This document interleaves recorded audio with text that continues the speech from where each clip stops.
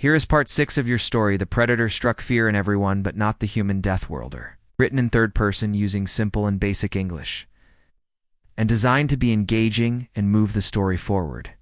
It's approximately 1,400 words long, Liam. Carter followed the red dot on his screen. The Predator was moving fast. It knew it was being watched. It knew it was being hunted, but it did not run. It did not hide. It was the hunter, not the prey. Liam walked through the dust of Viewership 9. The wind was cold. The sky was dark. The moon was silent, save for the sound of his boots on the ground. He did not make noise. He did not rush. He followed the tracker like a man who had done this before. He had followed enemies through forests, through cities, through fire and blood. This was no different. The Predator led him to a place he had not seen before. A broken town, old buildings, cracked walls, broken glass. It had once been a home. No, it was empty. Liam stopped. He crouched behind a pile of metal. He turned on the scanner. The screen flickered. Red lines danced. The Predator was inside. He looked at the town. It was not big. It was not fancy. It was made of steel and stone. It had many rooms, many shadows. Liam smiled. Not a happy smile, not a kind smile, a soldier's smile. This was a good place to fight. Liam did not go inside right away. He walked around the town. He looked at the walls, the ground, the broken windows. He saw tracks, faint, almost gone. But there, the Predator had been here for some time. Liam moved to the back. He found a broken window. He looked inside. It was dark. The only light came from the sky. The rooms were empty. Old machines, broken tools. Dust. Liam reached into his coat. He pulled out a small device. It was a motion sensor. He'd built it. From old parts, it was not perfect, but it would work. He placed it near the window. He turned it on. Blinked red. He moved to the front. Placed another sensor. He placed a third near the side door. He did not need to see the Predator to know where it was. He only needed to know when it moved. Liam stepped back. He looked at the town, looked at the sky. He waited. The wind blew. The dust moved. Stars blinked. Liam did not move. He did not sleep. He did not eat. He waited, and then it happened. A sound, not loud, not soft. A click, buzz. The motion sensor lit up. Liam turned on the scanner. The screen flickered. The Predator was moving inside the town. Liam stood up. He reached into his coat. He pulled out his pistol. He checked the clip. Full. He checked the barrel. Clean. He moved to the front. He stepped inside. The air was cold. The floor was broken. The walls were cracked. Liam moved slow. He did not make noise, did not rush. He walked through the dark. He passed old machines, broken chairs, empty tables. The town was silent, too silent. Liam stopped. He looked around. He felt it. The Predator was close. He turned on the scanner. The screen lit up. Red lines danced. The Predator was ahead. Liam moved.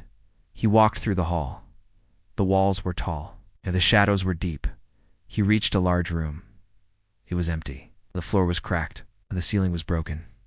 Liam stepped inside. He did not look up. He should have. The Predator dropped from the ceiling, fast, silent, deadly. Liam rolled to the side. The Predator landed with a crash. Dust flew. The floor cracked. Liam stood up. He raised his pistol. He fired once, twice, 3 times. Bullets hit the Predator's armor. Sparks flew. The alien did not fall. It roared, a sound like thunder, like fire, like death. Liam did not flinch. He fired again. The Predator moved fast. It ran up the wall, flipped over, landed behind Liam. Liam turned. He fired again. Missed. The Predator struck. Its blade cut the air. Liam ducked. The blade cut his coat. Liam rolled. He fired again. Hit the Predator in the chest. It staggered, but did not fall. The Predator roared again. It raised its arm. Liam saw it. A small device. A net. It fired. Liam jumped. The net missed. Liam rolled again. He fired. Hit the predator in the leg. It roared. It moved fast. It ran up the wall again. Liam ran. He ducked behind a machine. The predator dropped from the ceiling. Liam stood up. He fired. Hit it in the shoulder. The predator staggered. Liam did not stop. He ran. He ran to the exit. He ran outside. He did not stop. He ran to the side. He turned on the scanner. The screen lit up. The predator was still. Inside. Liam smiled. Not a happy smile. Not a kind smile. A soldier's smile. He had done it. He had hit the predator. He had made it bleed. He had made it hurt. Liam looked at the sky. The stars blinked. The wind blew. He was not done. He was just getting started. Because the predator struck. Fear in everyone, but not in the human death worlder. Let me know if you'd like this in a word opening .docx or PDF format for easy download or printing. Here is part 5 of your story. The predator struck fear in everyone, but not the human death worlder. Written in third person, using simple and basic English, and designed to be engaging and move the story forward. It's approximately 1,400 words long, Liam. Carter stood in the cold wind outside the broken mining outpost. The sky was dark. The stars blinked like eyes watching from far away. The wind blew dust across the ground. The moon was silent. Again. But Liam knew better. The predator was still inside, hurt, bleeding, but not dead. Liam looked at his scanner. Screen flickered. Red lines danced. The predator was moving. Slow. Careful. It was not running. It was not hiding. It was thinking. Liam smiled. Not a happy smile. Not a kind smile. Soldier's smile. He had fought smart enemies before. He had fought machines that could think faster than men. He had fought rebels who knew how to disappear. He had fought things that did not fear death. The predator was one of them. Liam stepped back from the building. He walked around it. He looked at the walls, the windows, the broken door. He had hit the predator. More than once. It had bled. It had roared. It had tried to kill him, but it had not won. Liam did not care about winning. Not yet he cared about. Learning, he had learned from every enemy he had ever fought. Had learned from every battle. He had learned from every scar. And now he was learning from the predator. He watched the scanner. The red dot moved slow. It went deeper into the building. It was not leaving. Liam did not go back inside. He walked away. Not far. Just enough to be safe. He sat down on a pile of broken metal. He looked at the sky. He thought, the predator was not like the enemies he had known. It did not use guns. It did not use bombs. It did not fight in the open. It was silent. It was fast. It was strong. But Liam had seen something else. The predator was not just hunting. It was watching him. It was learning him. Liam smiled again. He liked that. He had fought men who did not think. They ran, they shot. But the predator was not like that. It was a hunter. Like him, Liam stood up. He looked at the building. He looked at the sky then. He walked away. Not to hide, not to run, not to rest, to prepare. He found a broken transport near the edge of the outpost. It had crashed long ago. Its metal was twisted. Its engine was dead. But it still had parts. Liam climbed inside. The air was thick with dust and old fire. The lights were out. The screens were broken. But the tools were still there. He began to work. He took wires. He took metal. He took old circuits. He built something new, something simple, something that would help him. He built a trap. Not big, not fancy. Small, quiet, deadly. He built more than one. He built 3, each one tied to a wire, each one ready to explode when the predator stepped too close. He built another scanner, better than the first, faster, more accurate. He built a signal booster. It would help him track the predator even when it was far away. He worked all night. The wind blew. The dust moved. The stars blinked. Liam did not stop. He had done this before. He had built weapons in the dark. He had built traps in the rain. He had built hope when there was none. This was no different. He packed the traps, he packed the scanners, he packed the signal booster, he packed his pistol, he packed a knife. He left the transport. The wind was cold. The sky was dark. Liam walked back to the outpost. He did not go inside. He walked around. He placed the traps. One near the front door, one near the back, one near the side. He placed the signal booster on the roof. He turned on the scanner. Screen lit up. Red lines danced. The predator was still inside. Liam stepped back. He waited. The night was long. The wind blew hard. Liam did not move. He did not sleep. He did not eat. He waited, and then it happened. A sound. Not loud. Not soft. A crack. A boom. One of the traps had been triggered. Liam turned on the scanner. The screen flickered. The predator was moving fast. Liam smiled. Not a happy smile. Not a kind smile. A hunter's smile. He had been right. The predator was not running. It was not hiding. It was not afraid. It was coming for him. Liam moved. He ran to a high place. A broken tower. It had once been part of the outpost. Now it was empty. Now it was his. He climbed to the top. He looked down. The predator came from the side. It moved like smoke. It was tall. It was silent. It was covered in armor that changed. Like water, Liam watched. He did not move. He did not breathe loud. He watched the predator walk into the open. He raised the scanner. He looked at the screen. The predator was hot. Its body gave off heat. Liam could see it clearly. He had a chance. He took it. He reached into his coat. He pulled out a small device. It was a tracker. He had built it from old parts. It was not perfect, but it would work. He threw it. It landed behind the predator. The alien did not notice. Liam smiled. He turned on the tracker. The screen lit up. A small red dot appeared. The predator was now marked. Liam had found it. Now he could follow it. He did not move for a long time. He waited. He watched the predator walk into the shadows. It vanished. Liam waited longer. Then he moved. He climbed. Down the tower. He walked through the dust. He followed the tracker. The predator was fast. It had a head start. But Liam was patient. He had done this before. He had followed enemies through forests, through cities. Through fire and blood, he would follow the predator now. And, when the time was right, he would kill it. Because the predator struck fear in everyone, but not in the human. Deathworlder. Let me know if you'd like this in a word opening .docx or PDF format for easy download or printing. Sure. Here's part 3 of your story. The predator struck fear in everyone, but not the human Deathworlder.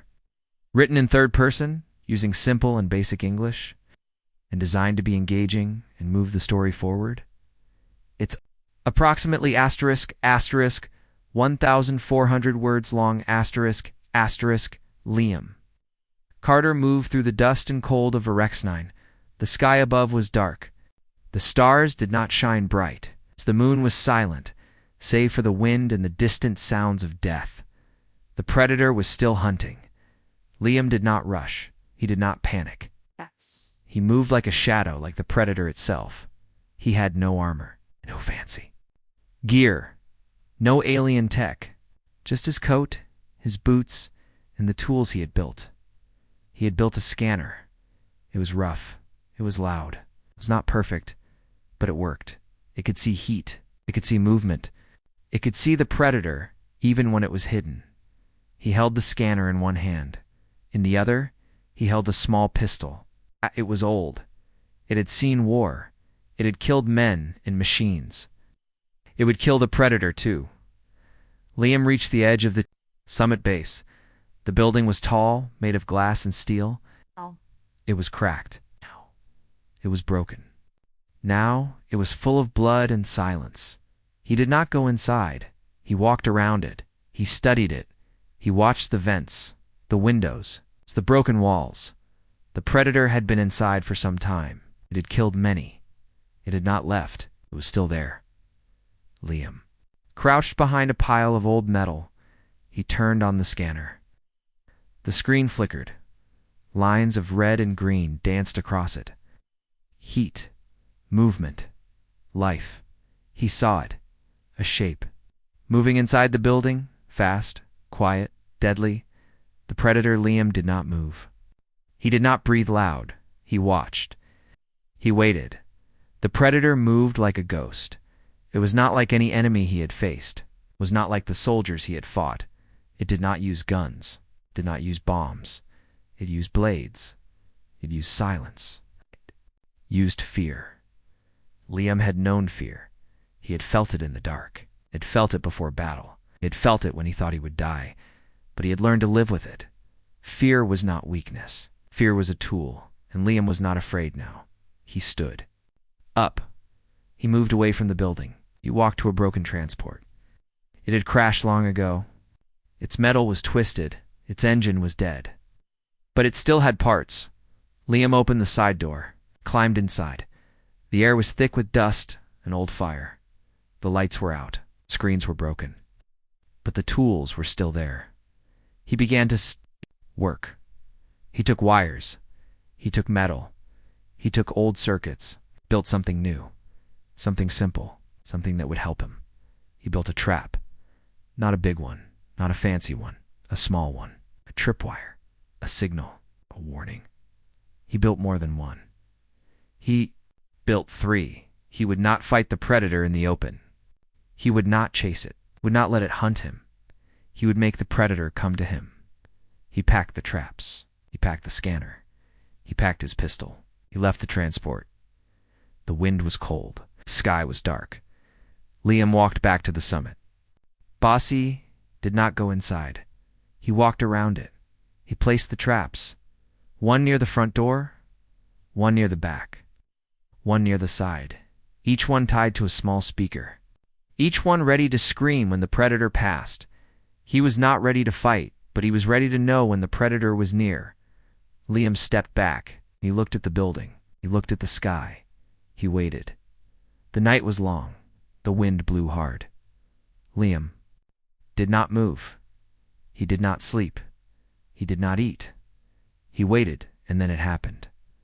A sound, not loud, not soft. A crack, a click. The trap had been triggered. Liam turned on the scanner. Red lines danced. Heat. Movement. The predator was near. Liam moved fast. He ran to a high place, a broken tower. It had once been part of the summit base. Now it was empty. Now it was his. He climbed to the top. He looked down.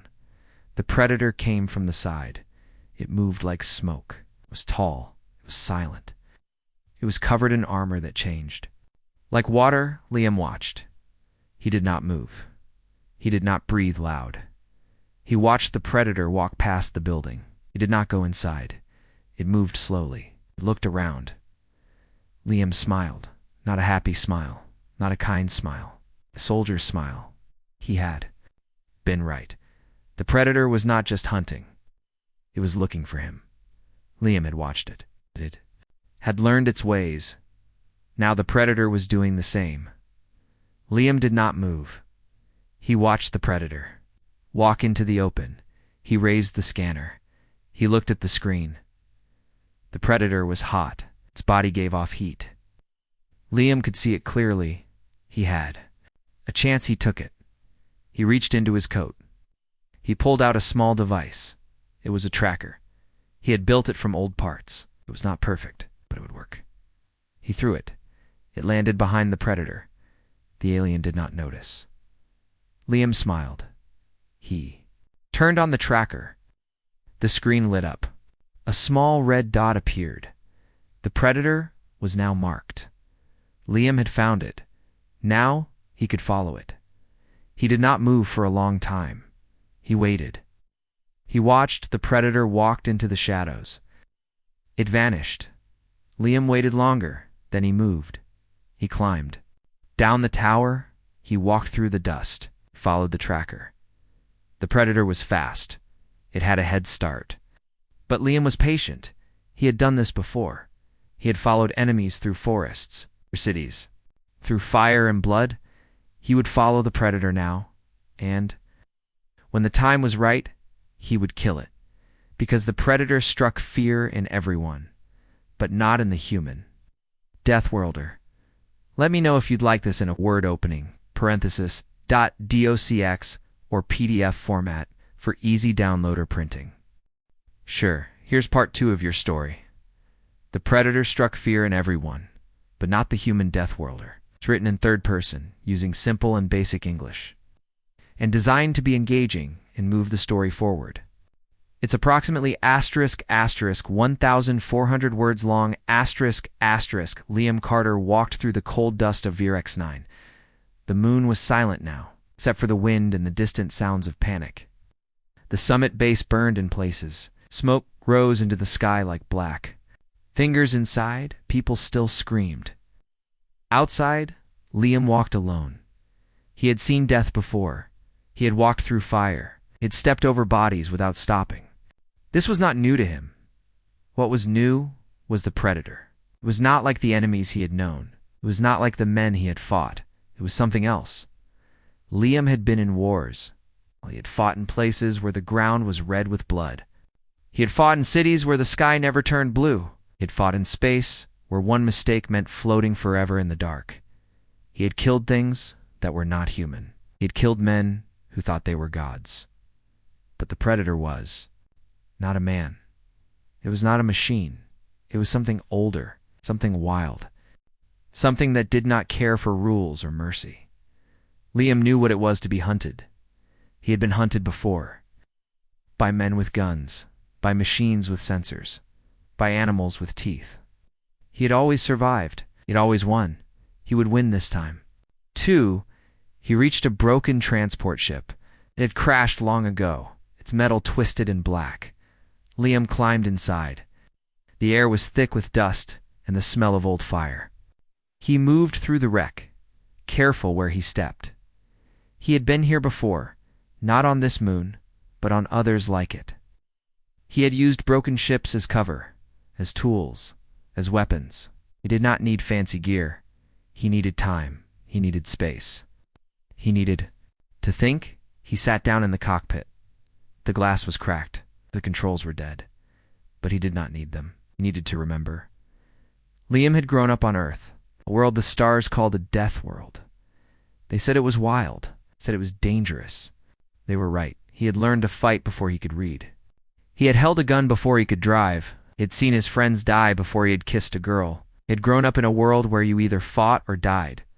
The other species in the galaxy thought humans were weak. They thought Earth was a rock, full of noise and fire and no rules. They thought humans were loud, messy, and stupid. They were wrong. Humans were not weak. They were not soft. They were not afraid. They were survivors. Liam was not afraid of the predator. He respected it. Knew it was strong. He knew it was fast. He knew it was smart. But he also knew it was not smarter than him, not stronger. It's not faster. Not yet. He looked at the old screen in front of him. It was cracked, but it still worked. He turned it on. It flickered. He pulled up the security feeds from the summit. What? Predator was still inside, still hunting. Liam watched. He saw how it moved, how it used the walls, how it hid in the shadows, how it killed with a single strike. He saw the way it chose its prey. Not the strongest, not the fastest. The weakest. The slowest. The ones who could not run. Liam smiled. Not a happy smile, not a kind smile. A hunter's smile. He stood up. He left the ship. He walked back toward the summit, not to hide, not to run, not to fight yet. To learn, he moved through the dust. Wind was cold. The sky was dark. He did not wear armor. He did not carry many weapons. He did not need them. Not yet. He reached the edge of the base. crouched behind a broken wall. He watched. The predator was still inside. It had not left, was not done hunting. Liam waited. He had done this before. He had waited for enemies to come out of hiding. He had waited for machines to pass. He had waited for the perfect moment to strike. He did not rush. He did not panic, did not move. He watched. A guard ran from the building. He was young. His armor was cracked. His face was pale. He stumbled. He looked around. He did not see Liam. He did not see the predator either. It dropped from the sky like a stone. The guard screamed. Liam watched. The predator struck fast. One move, one kill. The guard fell like a puppet with its strings cut. Liam did not move. He watched the predator vanish again, watched it disappear into the air, watched it become nothing. He stood up. He had seen enough. He walked away. Back to the ship, not to safety, to a place where he could work. He found a storage unit near the edge of the base. It was old, it was broken, but it had power, it had tools. It had parts. Liam stepped inside. He closed the door. He began to work. He did not have fancy weapons, did not have alien tech. He did not have the help of a fleet. He had only himself. That was enough. He took parts from old machines. Wires, metal, glass. He built something new, something simple. Something that would help him see the predator. He built a scanner. Not a perfect one, not a clean one, a rough one, a tool. It would not last long, but it would work. He tested it, turned it on. It flickered. It made noise. It was not pretty, but it worked. He smiled. Not a happy smile, not a kind smile, soldier smile. He packed the scanner. He packed a few tools. He packed a knife. He packed a pistol. He did not need much. He stepped outside. The wind was cold. The sky was dark. The predator was still hunting. Liam began to move. Not to hide, not to run, not to fight yet, but to find the predator. And when he found it, he would kill it, because the predator struck fear in everyone, but not in the human death worlder. Let me know if you'd like this in a Word opening parenthesis .docx or PDF format for easy download or printing. Sure, below is part 1 of your story. The predator struck fear in everyone, but not the human death worlder. Written in third person, using simple and basic English. It's approximately 1,400 words long and designed to be engaging and set up the tone of the story. The moon of Varix 9 was quiet before the predator arrived. It floated in space like a gray stone, silent and cold. The air was thin, the sky dark, and the ground cracked from old wars. A trade summit was happening there, deep inside a tall building made of metal and glass. Leaders from many worlds had come to talk, to trade, to make deals. They were not used to danger. They were not used to death. The predator came like a shadow. It did not land with warning. It did not ask for permission. It dropped from the sky in a flash of fire and smoke, landing in the forest of metal towers that made up the summit base. It was tall, taller than any human, covered in armor that changed like water. Its body shimmered, sometimes there, sometimes not. It moved without sound. It was not there, and then it was. The first to die were the guards. They stood at the gates in bright uniforms, holding weapons they had never used in real battle. One moment they were talking, laughing, the next they were gone. The predator moved like a ghost. It did not need to run, did not need to shout. It simply struck, and the guards fell like leaves in wind. Inside the summit, panic began. People screamed. Lights flashed. Alarms blared. Someone shouted, "It's the predator." And the room went colder than the moon outside. The predator was a name whispered in fear across the stars. No one knew where it came from. No one knew what it wanted. They only knew that when it came, death followed. The predator walked through the halls like it owned them. It killed without mercy. It did not care who it killed. Kings, scientists, soldiers, workers, all were the same to it. It hunted not for food, but for pride. It hunted not for money, but for sport. People ran. Some hid, some tried to fight. None of them lived. In the chaos, one man stood still. His name was Liam Carter. He was not tall, not loud, not flashy. He wore a dark coat and old boots. His face was hard, like stone, and his eyes were cold. He did not run when the predator came. He did not scream. He did not hide. He watched. He had seen death before. He had walked through fire and come out the other side. He was from Earth, a world the stars called a death world. They said humans were weak. They said Earth was a rock full of stupid animals. And dumb fights, they were wrong. Liam was a soldier, not a guard, not a cop. A real soldier. He had fought in deserts where the sun burned the sky. He had fought in cities where the buildings fell like trees. He had fought in space, in ships that cracked like eggs. He had killed things that were not human. He had killed men who thought they were gods. He had seen fear. He had felt fear. He had learned to live with it, but he was not afraid now. He watched. As the predator moved through the building, as it killed with silent steps and sharp blades, he saw the way it moved, the way it looked, the way it hunted. He did not run. He did not fight. He did not act. He learned. He moved slowly, staying behind cover, staying quiet. He watched the predator kill a diplomat from a world of water, watched it vanish into the air, then reappear behind a guard. He watched it strike fast, like lightning. Liam knew what this was. This was not a war. This was not a fight.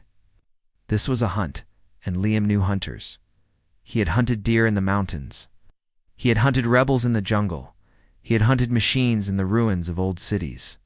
He knew how they thought. He knew how they moved. He knew how to beat them. He did not fear the predator. He respected it. He walked through the broken halls, past bodies that would never speak again. He stepped over blood that still smoked.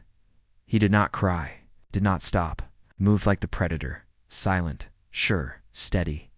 He reached a control room. It was dark, the lights flickering. The computers still worked. He sat down, pulled up the security feeds. He watched the predator on screen. He studied it.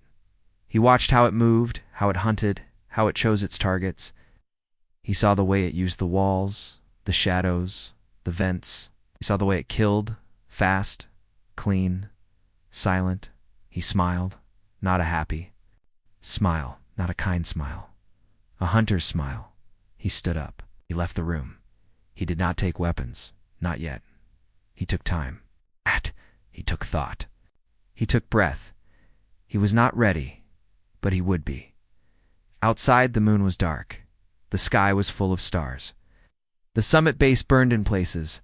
The predator was still inside, still hunting. The others were still running, still hiding, still dying. Liam walked out into the cold. He looked up at the sky, looked at the stars. He looked at the black space where the predator had come from.